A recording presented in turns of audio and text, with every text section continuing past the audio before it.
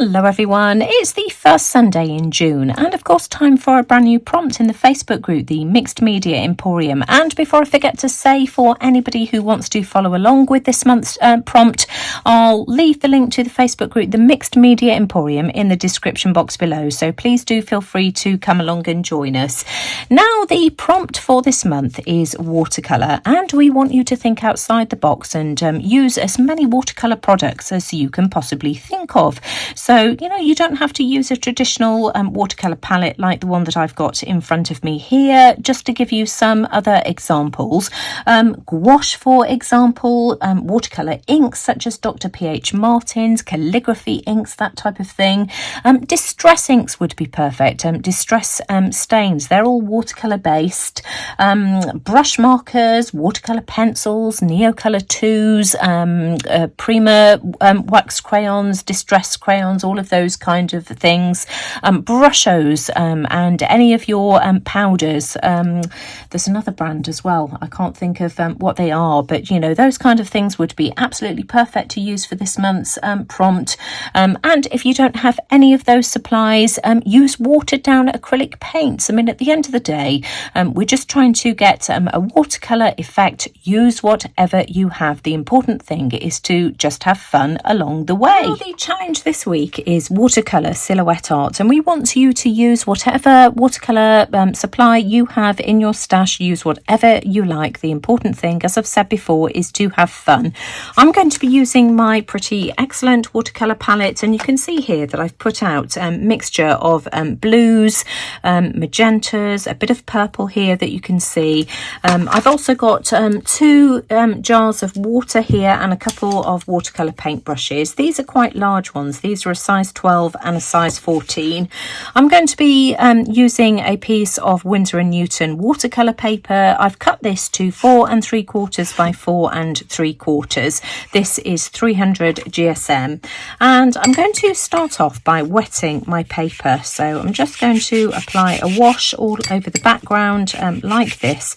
This is just parchment paper here that I'm working on, by the way. So, nothing major. So let's just wet the card. I'm also going to wet the back as well to hopefully try and stop it warping. Let's apply a bit of water to the back as well. So there we go. Let's just smooth that water out. Mine has got a blue tint from where I've been mixing my colours. I'm going to start off with the blues, and I'm just going to apply a wash to the bottom like this and work my way up like this. And can you see that it just washes away? That's absolutely beautiful. I'm going to go darker, so let's add a darker colour and do the same thing again. Just keep working my way up and back down again. And then some of the darker colours. I've just used all of the colours that I've got here in my palette. This is a really inky colour, and I'm just going light to dark. Here we go. Just look how beautiful that looks. Right, okay, so I'm happy with that, and I am no watercolour expert by any stretch of the imagination. I am a complete novice. Do go and check out and see what Kylie's up to this week as well, because she's accomplished with watercolours, and no doubt she'll come up with something absolutely beautiful and brilliant. So now I want to start off with my purples and magentas. So I'm going to start in the opposite direction and do the same thing. Just work my way up like this, and if the colours mix, that's absolutely fine by me. Again, I'm working light to dark. Oh, would help if I can keep it in the same position. Oh, you see those colours look so pretty. Isn't that just beautiful? And I'm just going to keep going backwards and forwards until I'm really happy with how this looks. We can add some of that beautiful magenta at the bottom as well, and then I think I want some of this lovely purple in the middle as well. So I'm going to start off in the middle and work my way down, and then come the other direction and work my way up. Doesn't that look pretty? And I'm just going to keep going backwards and forwards with this, adding shades of, light and dark until I'm happy with the way that this looks. You see, I'm adding a darker colour now at the bottom, just trying to add some depth of colour. I want some more of that beautiful purple. Absolutely beautiful. Just keep going. And then some more of the magenta at the top, just building up those lovely layers.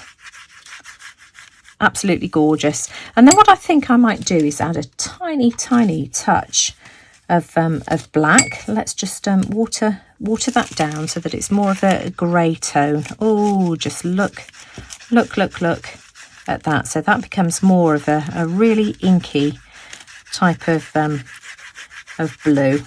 Great background for my silhouette. Now I'm just going to try and spread this out. I said that I really liked it, but I do love having that inky colour at the top, so I'm just going to add a touch more of that black, just for some moodiness there as well. A touch more. Let's add some more. Just adding water as and where I need it. That's just so gorgeous. I love how that looks. You can add some of that blue as well at the top. You see, that's just beautiful. And I do want to come down again and add some more of that inky blue at the bottom with a touch of the black.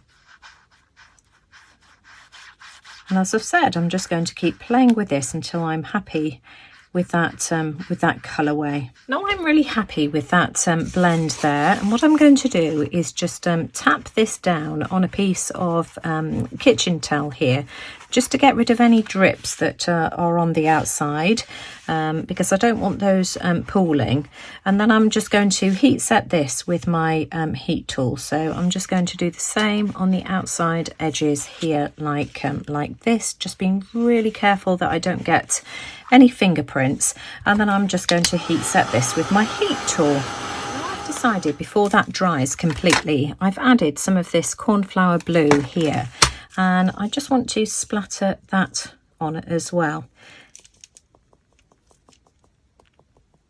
Now this will of course dry much lighter, but you see that looks beautiful as well. What a gorgeous background that is.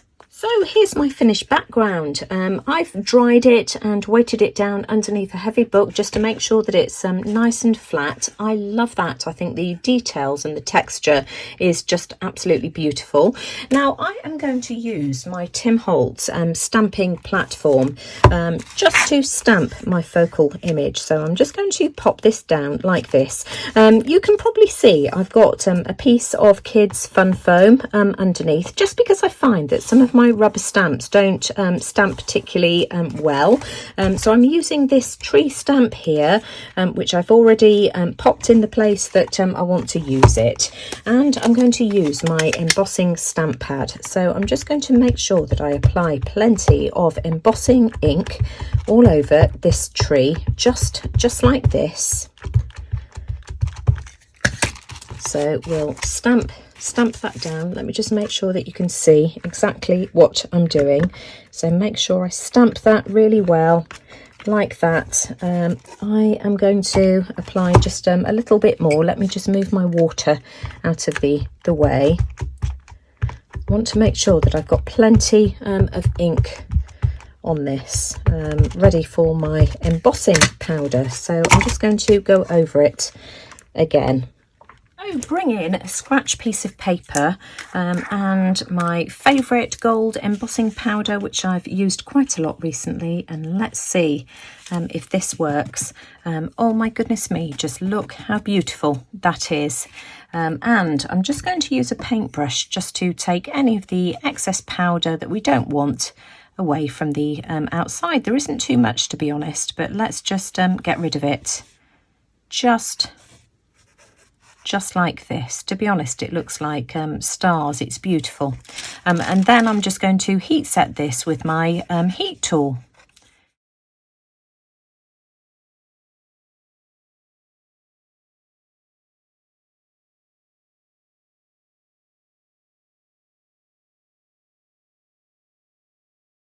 Now I want to add the illusion of having a couple of bats in the background. I've been practicing here, as you can see, with my Watercolour pen, but I just don't want to run the risk. Let me just show you of ending up with some globby bits. These are a bit big and I don't want these. You know, I don't want to take the risk. I'm going to use my Signo Uniball pen in gold. So I'm just practicing with this. Just on white. Let's just go for it. So just a couple of bats. Let's just, here we go. We've got loads of bats flying around at our house at the moment, so hence the reason I wanted to have some in. Now I've just had a happy accident. I wanted to ground my tree and I didn't quite get the gradient right. So I used an eraser and it's just taken some of the watercolour paper away, which I really, really like. So let's do this again. And I'm just using a Stabilo All watercolour pencil here like this, just to add some darkness to the bottom. And I'm just using some water here to activate the pencil. And just look how this looks. I love it. It just adds some really nice texture to the bottom of my page to ground my tree. And the last thing I want to do is just add some white splatters as stars in the background. So I've got some of my white gouache here and some water. And let's have a look. Let's just add some splatters in the background. Not too many. Just like that, and that will just brighten everything. I just love how that looks. That's just finished everything off absolutely beautifully, and I can wipe any white away from the gold because of course it will act as a resist. So let's just add some finer ones just as the paint runs out. That's gorgeous. I love that. Isn't that just beautiful? As my final detail in the background, I'm just adding some Distress ink in Picket Fence just to add just a slight moon. I don't want anything too vibrant, just the slight hint. There we go. I think that's perfect. Oh, I don't know whether you can see. I decided to add some clear embossing powder to my moon. Just love that. That's just finished that off just absolutely beautifully. And I really am calling that done. So that's my project for the silhouette prompt for this week's challenge. Just to recap, the prompt for this month is watercolour and this week's challenge is silhouette art. You can interpret it in any way you like using any watercolour product of your choice. So this is my interpretation. Now I have got a plan for this and there is a reason why I've done it the size that I have, but I'm not going to share that today just because I've run out of time. So I'm just going to leave that there. But if you've enjoyed my project today, as always, I'd really appreciate a thumbs up. Do let me know what you think in the comments below. Don't forget to go and check out Kylie's video this week because, you know, no doubt she's done something completely different to me. But most importantly, thanks for watching. Take care, everyone, and I'll see you all again soon. Bye for now.